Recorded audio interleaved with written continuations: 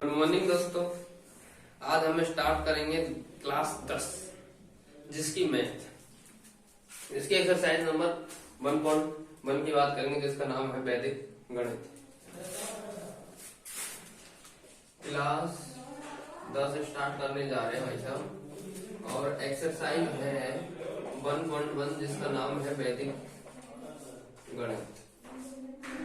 बहुत ही सिंपल प्रश्नावली है, एग्जाम की दृष्टि से भी महत्वपूर्ण है, सीखना जरूरी है क्योंकि बहुत सीधी प्रश्नावली है। इस बुक में सबसे सीधी जो प्रश्नावली है वो यही है वैदिक गणित, क्योंकि इसमें आपको सबसे पहले योगफल सीखेंगे वैदिक विधि से कि वैदिक विधि से योगफल कैसे करते हैं, वैदिक विधि से व्यवकलन कैसे करते हैं, गुणा कैसे करते हैं, भाग कैसे करते हैं, तुम सिंपल तरीके से कैलकुलेशन करते हैं, वही कैलकुलेशन चलेंगी इस प्रश्नावली में आपके।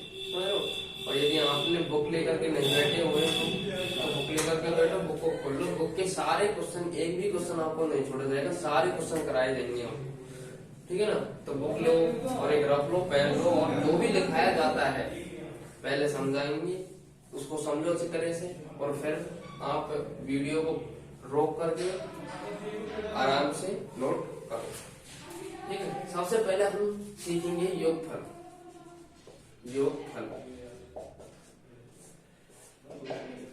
आज से ही स्टार्ट किए हैं आपकी 10वीं। अब रेगुलर आपको एक वीडियो मिला करेगी, रोजाना आपकी एक वीडियो आपको मिला करेगी, रेगुलर पढ़ाई करेंगे तो रोजाना देखो योगफल, देखो कि वैदिक विधि से योगफल कैसे करते हैं। वैदिक विधि से योगफल में क्या होता है, क्वेश्चन नंबर 1 की बात कर लेते हैं। सबसे पहले क्वेश्चन नंबर 1 जो भी है किताब में, उसको समझिए, चाहे अपनी तरह से कोई सा भी क्वेश्चन ले लो, लेकिन वैदिक विधि से योगफल एक ही तरीका है उसका, उस तरीके को समझो। कोई भी आपके पास में योगफल ले देगा, पूछेगा आपसे वैदिक विधि से हल करो, तो आप उसको आराम से कर सकते हो। देखो जैसे कि आपको दे दिया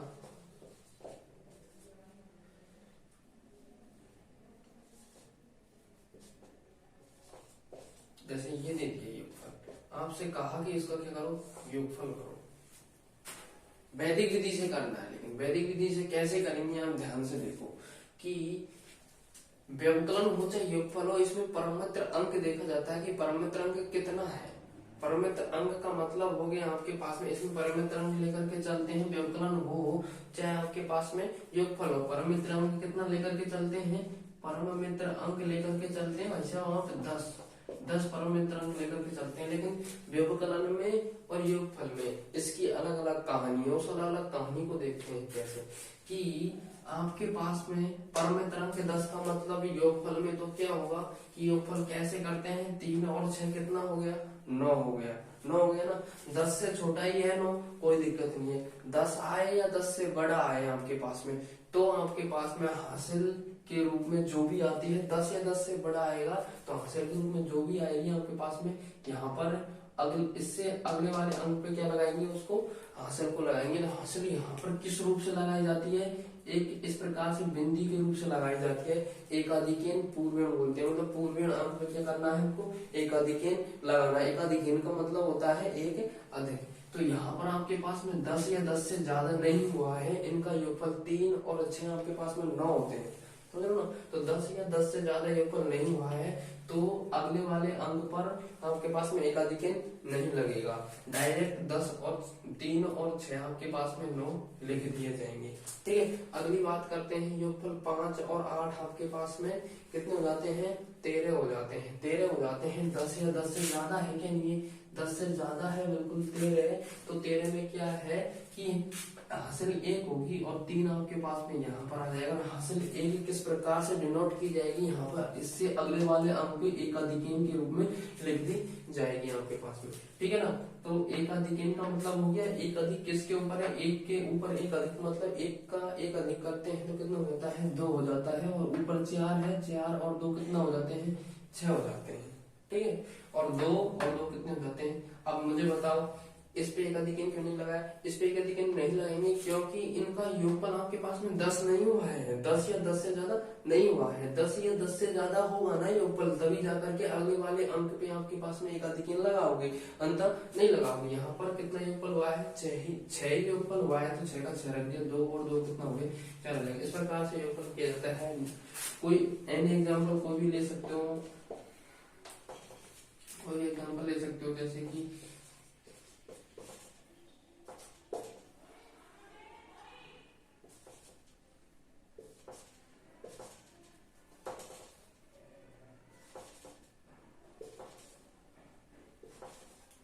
ये एग्जाम्पल ले लिया आपके पास, चलो और ले लेते हैं।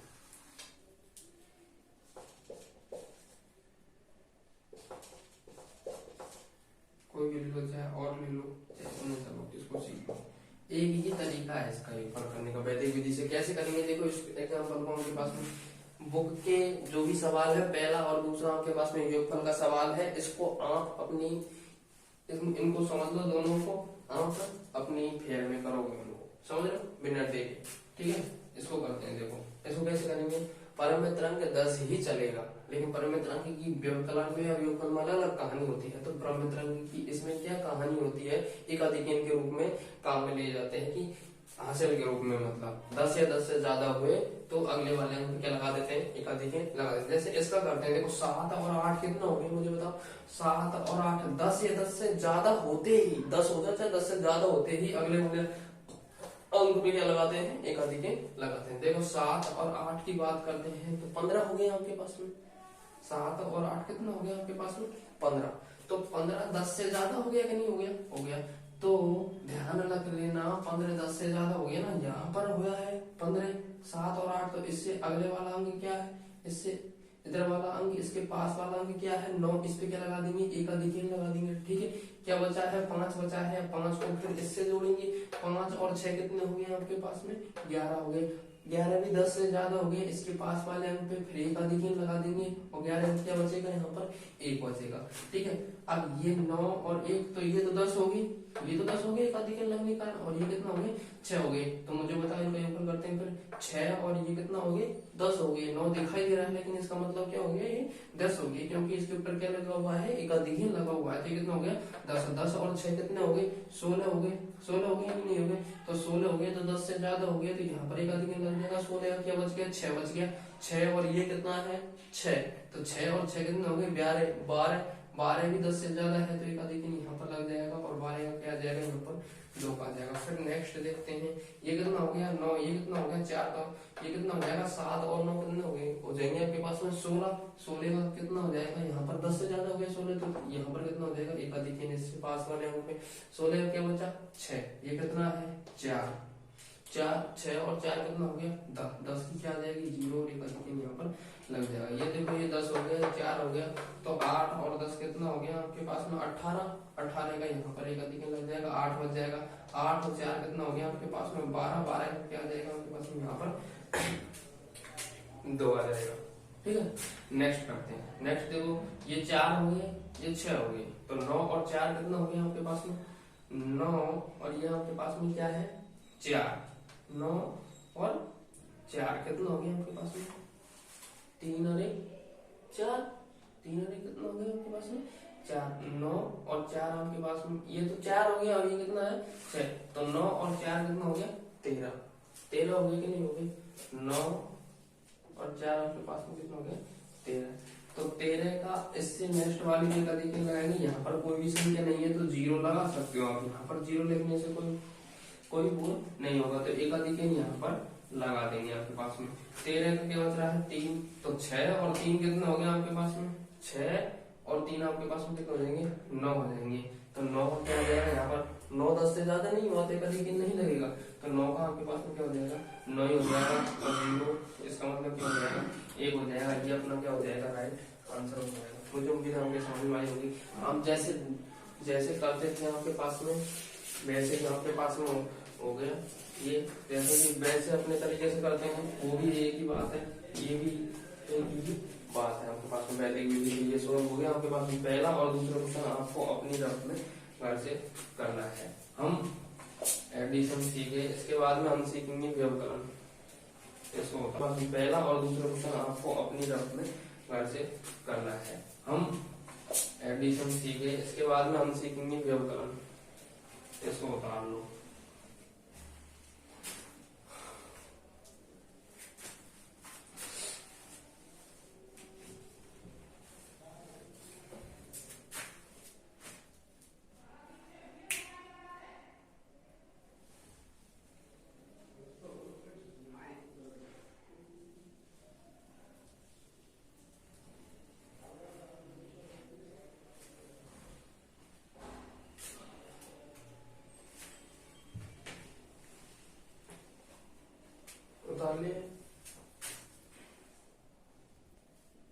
उतार लिया, इसको मैं डाल रहा हूँ।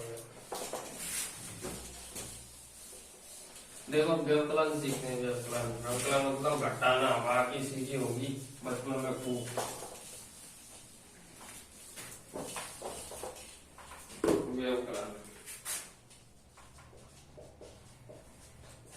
व्यवकलन आपके पास में तीसरा और चौथा क्वेश्चन है जो व्यवकलन का है आपके पास में। तो क्वेश्चन नंबर 3 आपके मैं बुक का ही करा देता हूँ। व्यवकलन में परमित्रांक को ही 10 ही माना जाता है।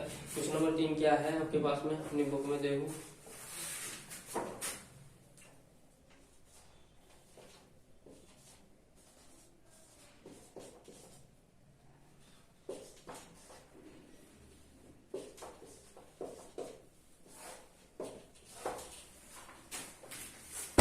देखो इसको सीखते हैं। वैदिक विधि से कैसे व्यवकलन करते हैं। परमित्र अंक वो ही 10 ही माना जाता है।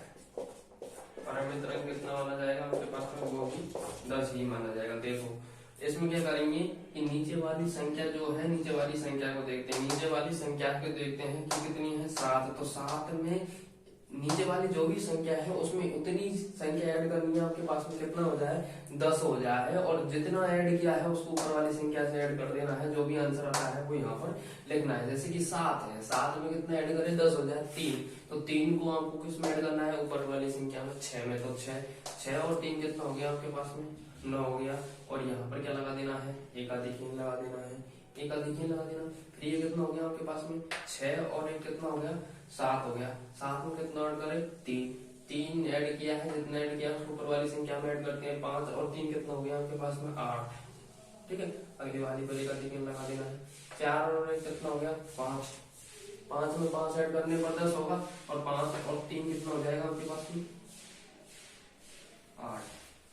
ठीक है, फिर आपके पास में अगली वाली संख्या पर एकाधिक लगा देना है। अब देखो ये कितना हो गया, 0 पे एकाधिक मतलब 1 हो गया। 0 पर 1 अधिक, 0 में 1 अधिक करते हैं तो 1 ही तो होता है। तो मुझे बताओ अब यदि घट रहा है ये 8 में से 1 तो आसानी से घट सकता है। यदि घटता नहीं तो हम परमित्रांक को देखते हैं, लेकिन यहाँ पर सिंपली तरीके से घट रहा है तो परमित्रांक को नहीं देखेंगे। 8 में से 1 गया तो आपके पास में क्या हो जाएगा, 7 हो जाएगा। यहाँ पर भी एकाधिक नहीं लगाएंगे। एकाधिक क्यों नहीं लगाएंगे, यदि सरल तरीके से घट रहा है तो एकाधिक अगली वाली संख्या पर नहीं लगेगा। यदि ऊपर वाली संख्या छोटी है, नीचे वाली संख्या बड़ी है तो अगली वाली संख्या पर आपको क्या लगाना है, एकाधिक लगाना है। अगले वाले अंक पर आपको एकाधिक लगाना है। यहाँ पर एकाधिक नहीं लगेगा। 9 में से 7 घटाते हैं, कितना बचता है, 2 बचता है। ठीक है, ये व्यवकलन है। क्लियर है, हटा इसको। अब करना सीखेंगे हम गुणा। गुणा करना सीखते हैं। गुणा करने की कई विधियां होती हैं, उन सभी विधियों से आप गुणा करना सिखाएंगे हम लोगों को। देखो गुणा करते हैं। पहला सूत्र जो है आपके पास में वो सूत्र है एकाधिक पूर्वेण से। एकाधिक पूर्वेण से। अब एकाधिक पूर्वेण नाम से ही पता चल रहा है कि पूर्वेण का मतलब पहले, एकाधिक का मतलब एकाधिक मतलब पहले वाली संख्या में क्या करना है, आपको एक अधिक करना है। इसका मतलब यही तो हो गया। इसका मतलब क्या हो गया मुझे बता। इसका मतलब ये हो गया कि पहले वाली संख्या में क्या करना है, एक अधिक करना है। इसका मतलब यही तो हो गया। एकाधिक पूर्वेण का मतलब, पूर्वेण का मतलब पहले, एकाधिक का मतलब एक अधिक मतलब पहले वाली संख्या में क्या करना है, एक अधिक करना है। देखो क्वेश्चन ले लेते हैं। कौन सा क्वेश्चन है आपकी बुक का, 5वां क्वेश्चन ऐसा है। पांचवा क्वेश्चन जौन सा भी है देख लें। देखो मैं क्वेश्चन देता हूँ, आपकी बुक का ही क्वेश्चन है। क्वेश्चन है आपके पास में 31 सही 1/6 गुणा 31 सही 5/6, ये क्वेश्चन है आपके पास में। ठीक है, तो आपको कैसे सॉल्यूशन करना है इसका, किस तरीके से सॉल्यूशन करना है मैं तुम्हें बता देता हूँ। देखो एक अधिकरण पूर्वेण से यदि बोले ना आपको गुणा करना, तो सबसे पहले तो आपको पूर्वेण संख्या देखनी है। इन दोनों में पूर्वेण संख्या, पूर्वेण का मतलब हो जाएगा पहले वाली संख्या। पूर्वेण संख्या कौन सी हो जाएगी मुझे बताओ, उसमें पूर्वेण संख्या हो जाएगी इसमें 31। दोनों में गुणा से इधर और गुणा से इधर, गुणा के पास वाली और सबसे पहले वाली देखनी है आपके पास में, सेम होनी चाहिए दोनों क्या होनी चाहिए, सेम होनी चाहिए। पूर्वेण संख्या क्या होगी आपके पास में 31 होगी। आपको क्वेश्चन इस तरीके से ही दिया जाएगा, यदि इस प्रकार से दिया जा रहा है तो दोनों संख्या आपके पास में हमेशा क्या दी जाएगी, ये सेम दी जाएगी। इस तरीके से है बटे के रूप में, सही के रूप में 31 सही बटे 6, इस प्रकार से कुछ है ना, तो ये दोनों संख्या आपके पास में हमेशा क्या दी जाएगी, सेम दी जाएगी। ये पूर्वेण संख्या कितनी हो जाएगी 31 हो जाएगा। पूर्वेण संख्या में क्या करना है, एक अधिक करना है, तो मतलब पूर्वेण संख्या में एक अधिक,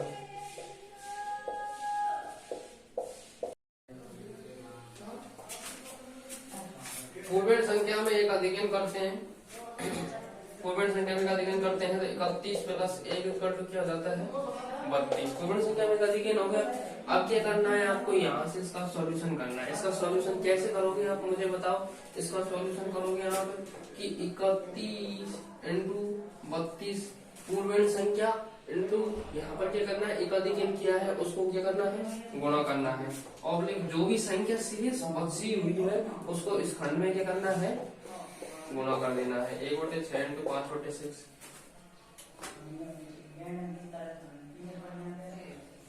है ना। तो अब क्या करना है, देखो 31 इंटू 32 करते हैं कितना आता है, 31 इंटू 32 करेंगे आप तो आएगा आपके पास में 992, समझो। और ये हो जाएंगे आपके पास में 5 और 6 को 6 से गुणा करते हैं हो जाएंगे 36। तो आपके पास में हो जाएंगे 992 सही 5/36, ये सब क्या हो जाएगा, आंसर हो जाएगा। 5 क्वेश्चन हो गए आपके पास में। ठीक है, इससे नेक्स्ट क्वेश्चन करेंगे अब। यदि इस तरह का कोई भी क्वेश्चन दिया होगा ना, तो आपके पास में शुरू का ये संख्या और ये सही वाली जो संख्या नहीं 31 सही को कैसे होते हैं, 31 सही 1/6 और 31 सही 5/6, तो ये जो संख्या है आपके पास में दोनों क्या होगी, सेम होगी। ठीक है, पूर्वेण संख्या होगी आपके पास में 31, एक अधिकरण करना है और ये आपके पास में इस तरीके से इसको सॉल्व करना है। इसके पश्चात नेक्स्ट क्वेश्चन है इसका 6वां क्वेश्चन। तो 6वां क्वेश्चन भी आपके पास में बहुत ही सीधा है। 6वां क्वेश्चन क्या है आपके पास में मुझे बताओ। 6वां क्वेश्चन है आपके पास में 103 इंटू 197, 103 गुणा 197 बोला गया है कि एक अधिकरण पूर्वेण के द्वारा इसको क्या करो, गुणा करो, इसको सॉल्यूशन करो। तो एक ही तरीका है, बिल्कुल सिंपल तरीका है। इसमें आपको सबसे पहले दो ही टर्म निकालनी है। सबसे पहले तो आपके पास में पूर्वेण अंक या पूर्वेण संख्या निकालनी है। इसमें मुझे पता पूर्वेण अंक का मतलब हो गया आपके पास में, पूर्वेण का मतलब पहले जो भी इन दोनों संख्याओं में पहले जो शुरू के जो भी अंक आपके पास में समान है वो ही क्या हो जाएंगे, पूर्वेण अंक हो जाएंगे। मुझे बताओ समान पहले वाले दोनों संख्या में कौन है, एक की तरह, तो इसमें पूर्वेण अंक क्या हो जाएगा, मुझे बताओ पूर्वेण अंक हो जाएगा इसमें 1। ठीक है, और पूर्वेण अंक में क्या करना है, फिर एक अधिक करना है। पूर्वेण अंक में एक अधिक या एक अधिक पूर्वेण अंक का, पूर्वेण अंक का एक अधिक कितना हो जाएगा, 1 प्लस 1 कितना हो जाएगा आपके पास में 2 हो जाएगा। ठीक है, अब यहाँ से इसको सॉल्यूशन करते हैं कि जो भी पूर्वेण अंक है उसको गुणा करना है किससे, एक अधिकरण वाले से। ठीक है, एक अधिकरण कितना है 2, फिर ऑब्लिक आपके पास में जो भी आपके पास में इस खंड में क्या करना है, जो भी इसमें से संख्या बची हुई है उसको क्या कर देना, गुणा कर देना है। एक तो आपने ले लिया, या 0 3 और यहाँ कितनी होती है 97, तो 0 3 और 97 क्या कर देना है, उसको गुणा कर देना है। इसके पश्चात क्या करोगे, देखो 1 से 2 से 1 को 2 से गुणा करते हैं तो कितना हो जाएगा 2। अब यहाँ पे क्या है, आप बोलते हो कि किसी भी संख्या के आगे 0 लगी हुई है तो सब कोई भी महत्व नहीं होता है, लेकिन यहाँ पर इस 0 क्या है, बहुत ही महत्व है। इस 0 को यहाँ से क्या करना, हटाना नहीं है आपको। यदि 0 यहाँ से हटा दोगे ना तो आपका आंसर क्या आएगा, गलत आएगा। 0 ऐसे कैसे ही रहेगी। फिर 3 को किससे गुणा करना है, 97 से गुणा करना है। ये कितना आ जाएगा आपके पास में 9 3 27, और 29। 3 को 4 में गुणा करते हैं 291, 0 को यहाँ से हटाना। ये इसमें इतना सा लॉजिक है इस सवाल में। क्या करते हैं कई बच्चे कि कई दोस्त क्या करते हैं कि इस 0 को हटा देते हैं, तो उसका आंसर नहीं, गलत माना जाएगा। ठीक है, फिर इन दोनों को क्या कर देंगे आप, मिला देंगे और यही सब क्या हो जाएगा, आंसर हो जाएगा। और आज भी हम गुणा के एक ही सूत्र के बारे में डिस्कशन करेंगे। हमने पढ़ा है आज योगफल के बारे में, व्यवकलन के बारे में और गुणा का एक अधिकरण पूर्वन विधि से गुणा करना सीखा है। इसके पश्चात हम और भी विधि, कई विधि जैसे निखिलम विधि, उद्धृत विधि, एक न्यूनयन पूर्वन विधि, ये विधि आए हैं आपके पास में। 4 विधियां हैं गुणा की आपके पास में। 10वीं में आपको इन्हीं 4 विधियों के द्वारा गुणा सीखना है। आज के लिए बस इतना ही, और नेक्स्ट क्लास में हम निखिलम विधि से गुणा और एक न्यूनयन पूर्वन विधि से और ऊर्ध्वक्रियक विधि से गुणा करना सीखेंगे। उसके पश्चात में भागफल करेंगे, भाग करेंगे आपके पास में। ठीक है ना, आज के लिए इतना ही है। That's all for today.